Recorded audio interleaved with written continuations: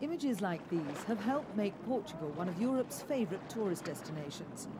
The second largest city, Porto, has the added attraction of its vintage wines to draw holidaymakers to its traditional sites.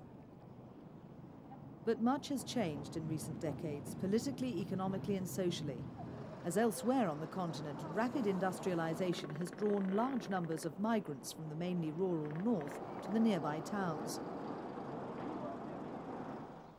Having left behind the practical and emotional support of their traditional communities, new settlers often find themselves stranded in crowded, substandard housing and marginalised in an alien environment. Most are caught in a downward spiral of poverty, unaware of the education, health and social services offered by the government. But some are taking action. Fernanda taught herself to read and write a few years ago. I started working as a maid when I was 8 years old. I was often punished and I wasn't allowed to go to school. I didn't have time to go to school.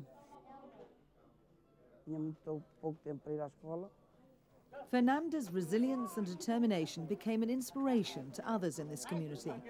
As the mother of 5 children, one disabled, she was one of the earliest adults to take part in a project which started with the education of children with special needs. For 7 years, the Agueda and Gulbenkian foundations have been supporting 2 pilot efforts to address the challenge of working with marginalised families. The first is in Agueda, 70 kilometres south of Porto, and managed from the Bella Vista Centre by educators who were the first to insist that disabled children were best served if educated with other children. This was to lead to the formation of neighbourhood groups.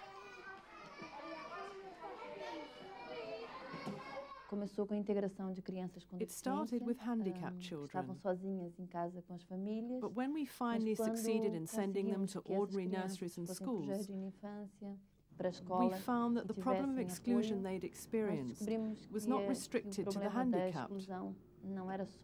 Some capable children were also being excluded because they were from poor families.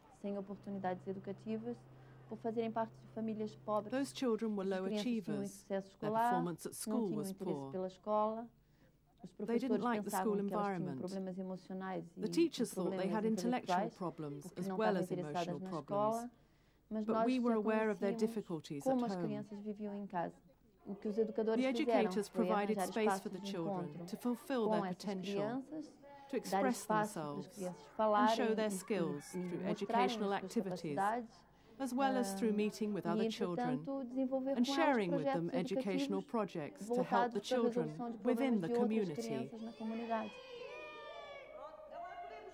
Children of mixed age groups started to meet with the educators and took on practical work. They would collect and sell recyclable materials to buy food for the family, or create projects which were valued by their elders, as here where street children made the puppets for their own show on the theme of Portuguese discoveries throughout history, as part of a wider scheme involving 600 youngsters. Their parents started to like what the children were doing rather a lot. The teachers also realised how capable the children were, and other adults in the community started to become more involved in the neighbourhood groups.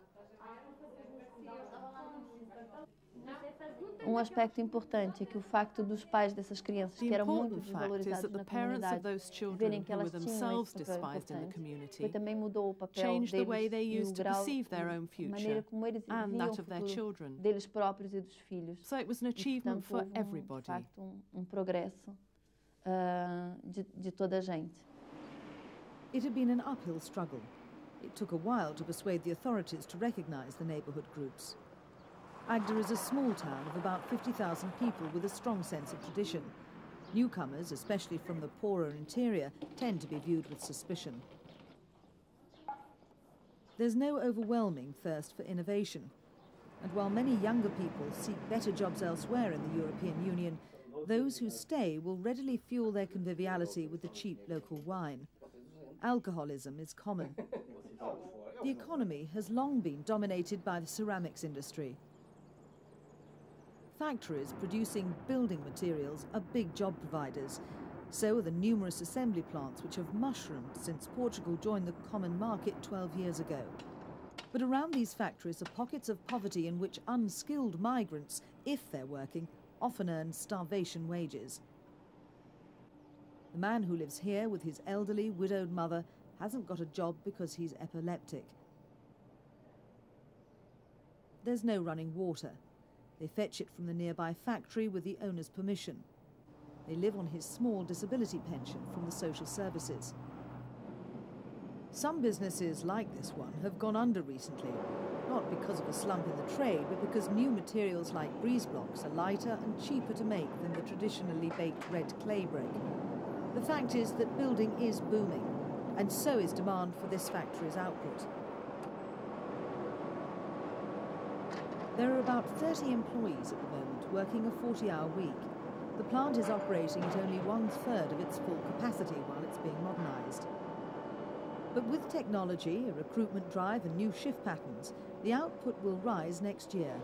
Production should reach at least 200 tonnes a day. Things are also moving on at Bella Vista. There are children here who once remained silent because they didn't dare or couldn't bring themselves to speak. And some who refused to let anyone hug them. Now they respond to their peers and the adults around them. But there are still too many families in need. Those involved with the project are only too aware of that. And not just in Agueda. In Porto, 1 hour's drive away, a related health project entitled Growing Well is being rewarded for its innovative approach to education for children with learning problems in disadvantaged communities. Receiving the cheque, project leader Dr. Manuela Ferreira. O prémio serve, se quisermos, e vai servir de duas maneiras. Uma, que é o seu aspecto monetário e económico, e esse vai servir para continuar o projeto. It's going to help support the project. Secondly, it will help as a symbolic gesture to say that we've done well. It'll give people a further incentive to seek out and help those in need, and it will inspire others to follow the same line of work. E em situações de pobreza, que é aquela onde nós estamos a trabalhar. The award, worth $5,000, will further legitimise the project which started 6 years ago on 2 neighbouring housing estates, each with a community of about 1,000 people, and with high child mortality, morbidity, school failure and dropout rates.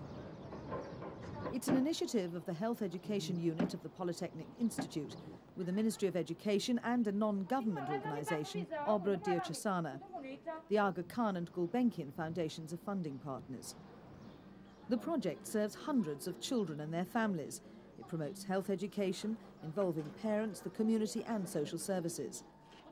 Sandra Gomes, a sociologist, knows only too well the problems of teenagers like 15-year-old Patricia, mother of a 5-month-old baby. Patricia didn't like school much. With the baby's arrival, lessons were set entirely aside. There are problems in this community. There are problems like drug dependency and AIDS. And problems of teenage pregnancies. What we do here is to try and help those young people who feel a bit lost. For example, we can help them find a job that will be suitable when they are in difficult situations. Now Patricia wants to be a nursery teacher, but first she'll have to go back to school and get the basic qualifications any school leaver needs. In the meantime, she and the other mothers are learning to look after their babies, with all the practical and social support available within the community. For example, there's now a milk bank for infants. It was set up when it was realised by educators like Cristina Matoso that many families had no concept of what a balanced diet was, while others simply couldn't afford the cost. It's a steep learning curve for all, including 18-month-old baby Rui, who's slightly behind his peers physically and needs lots of attention. So do the other children, of course, a fact emphasised by the graduates and other staff assigned here for their fieldwork. 5-month-old Cristiana is thriving. She has a 3-year-old sister with behavioural problems. Cristiana's mother has learning disabilities and needs to be shown by the nurse how to take care of her. But it's time for Ana Paula to collect baby Rui from the creche before picking up her other son, George. The carers find Ana Paula very responsive and keen to do her best for her children. The creche and the nursery are just around the corner from where she lives, in one of the two districts, Pastelera and Queen Leonor, where negligence and ill-treatment of children were acute problems prior to the project. That the children's behaviour is changing is a reflection of what's been achieved. For the information technology instructor, Hugo Pires, a postgraduate in social education, teaching these children is useful in two ways. They familiarise themselves with a computer and use it to explore other subjects. And literally next door, Marisa Pinheiro, a graduate seconded to the project by the Polytechnic Institute, runs another popular workshop. More than an alternative to hours on the streets for the children, the strategy is teach the young about hygiene and they'll pass on the message to their parents. A component of the Growing Well project was tried and tested at this school. Its success was acknowledged by the award, but most of all by the teachers themselves. They couldn't fail to notice how some of the most listless children had become attentive and keen to learn. Even those from the most disadvantaged backgrounds had gained in confidence and competence. It's been a positive experience because we've taken children from the streets. The principal aim of the project is to integrate street children and accompany them through their academic education, keeping them away from bad company and bad habits which they may have acquired outside. With all the greenery and the sea nearby, Pastelera and Queen Leonor need not be slums. And despite the fact that incomes are too low for too many people here, most of those identified as at risk early on in the project are now looking to a happier future.